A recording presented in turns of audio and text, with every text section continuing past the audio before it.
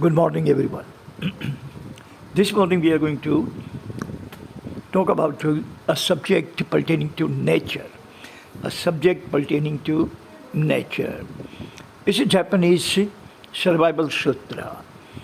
Japanese philosophers have coined this phrase, Satoyama, or this philosophy, or this word, or this mantra, or this sutra. Satoyama means living in harmony with nature. Couple of 100 years back, Japanese people were cutting off flora and fauna, both destroying the ocean, destroying the coastline, destroying every single thing to feed themselves. At that time, the Satoyama actually became famous. Satoyama was actually giving them the moral that, hey, Nipponic, hey, Japanese, if you are going to destroy every single thing, then you are going to destroy yourself. You cannot survive. You cannot sustain your civilization without ecology. So if you are going to destroy flora and fauna and rivers and oceans and all kinds of probiotas, then you are not going to have any place left for you to sustain your existence, sustain your civilization. Now this Satoyama actually has spread from that flora and fauna and the oceans and rivers and all that pollutions to economy, industry. Satoyama is adopted by all the industrialists also, because this message now telling industrialists that you also don't destroy environment, because you are the biggest polluter, you are the biggest predator, you are the one dumping lots of CFC, CO2 and destroying the entire ecology. Today CFC level is 600 plus ppm, thanks to mainly industry. Second, our traffic. Third, all kinds of nuclear reactors, experiments and all that. Fourth, our kitchens, our hearts. So this message is actually for everyone. This message is telling only one thing. Live in harmony with nature. Don't hamper the nature, don't hurt the nature, don't harm the nature. Don't create any kind of hazard for nature. Be friendly to nature. If there is a small tree, if it comes in your way, you find your way. You find your other way, but don't disturb the tree. Don't cut off the tree for few dollars so you can sell the timber. No, absolutely positively, no. Unfortunately, most of the governments in Africa, Latin America and Asia are not that aware.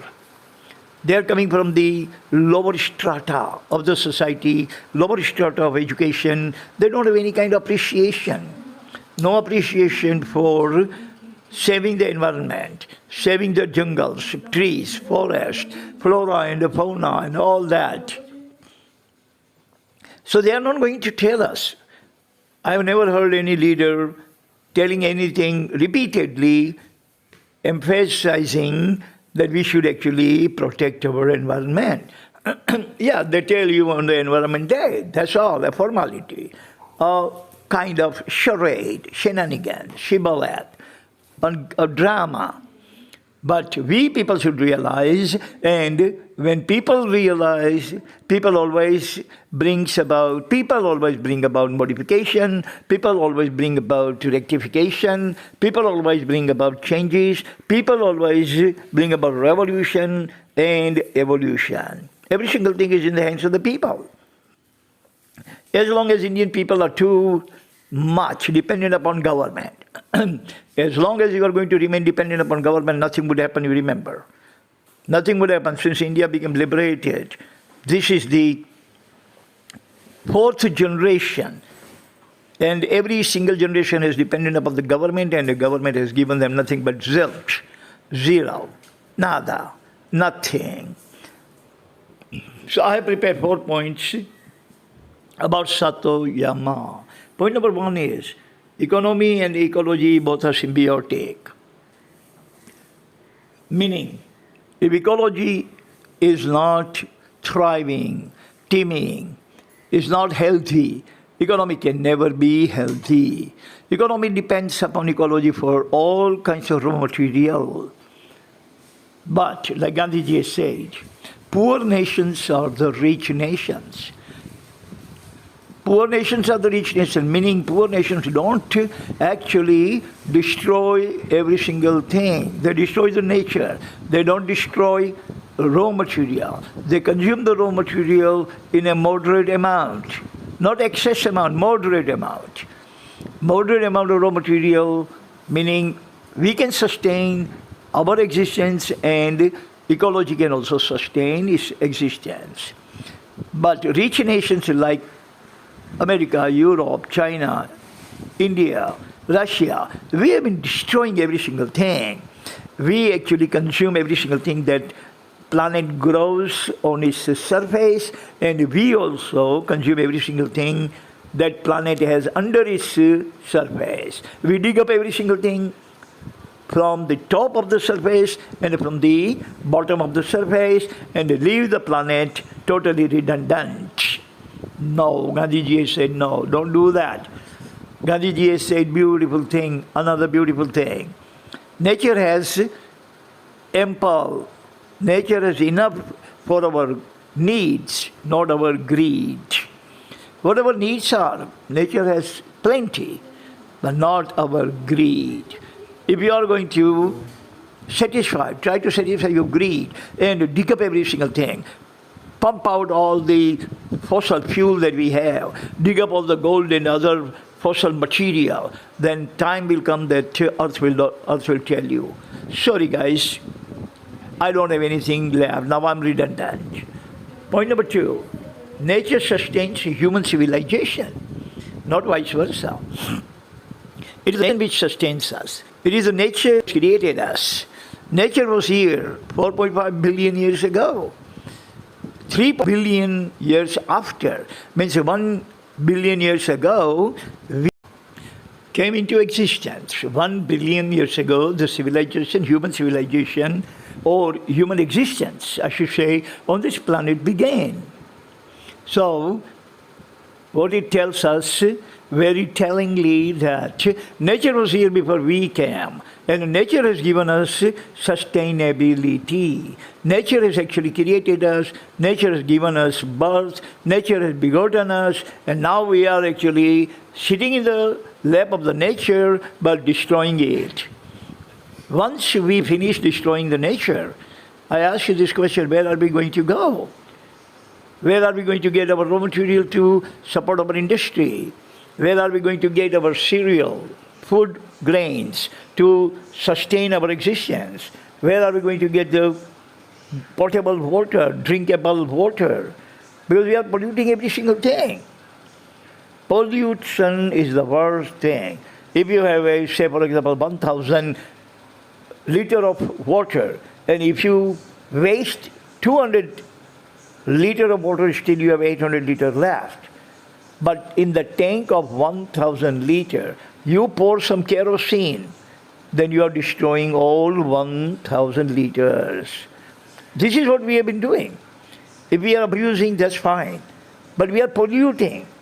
Polluting means we are polluting entire body of environment, entire body of reservoirs, sweet water reservoirs, entire body of every single thing that actually provides us sustainability. We are killing our own sustainability, means we are actually cutting up the branch of the tree where we are actually resting ourselves. You are sitting on the branch of the tree and you are cutting it off. Point number 3, polluters are predators of economy and ecology, eco. Those who are polluters, mainly industrialists. There are 1 lakh MNCs and nearly 7 lakh NCs. These body of industry has been destroying every single thing that they actually set their hands on. For the raw material, for the finished goods, they are dumping enormous amount of CFC in the environment. They are dumping enormous amount of effluents in the soil, in the water, in the oceanic saline water or reservoir sweet water. Means that they are not abusing, they are destroying, they are polluting. If they are going to dump, say for example, 1 million tons of industrial effluents in one big pond, which has been providing drinking water to 1 million people, time will come this pond, entire pond will be gone. Not part of the pond will be gone, entire pond will be gone. So if someone is destroying the pond water, that is abusing, leaving rest of the water drinkable. But someone who is dumping all kinds of carcinogenic chemicals, destroying the entire body of pond, not a single area of the pond will have drinkable water. So abusing something means you are destroying part of it, but polluting something is destroying entire body of it. Point number 4. We take care of ecology and ecology will take care of us.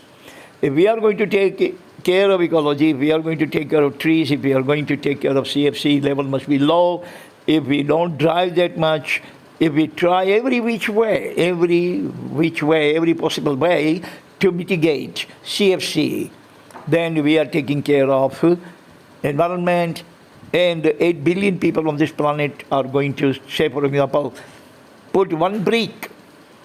Every day there will be 8 billion bricks every day, and mansion or big castle will be created, will be built within no time. Same way, if you are going to remove, if each person on this planet is going to remove one brick, each brick every day, castle will disappear within no time. So we can create the flora and we can decreate the flora. We can create it or we can destroy it. We can construct it or we can destruct it. It is all in our hand. We are too many on this planet. 8 billion people throw one pebble in the ocean. This ocean will be totally buried. And if one person on this planet, out of 8 billion, one person is doing something positive, little something positive for a couple of minutes a day, there will be 16 billion minutes of positive accomplishment, positive performance, and this globe will be absolutely like a mosaic. Creating this world like mosaic or prosaic in our hand. Turning this planet into utopian society or dystopian society, both actually stays in our hand. Think about it. Socrates has said, I think, so I live. I think, so I live. So think and live. Thank you very much for listening. See you again next time. Until then, God bless everyone on this planet. Amen.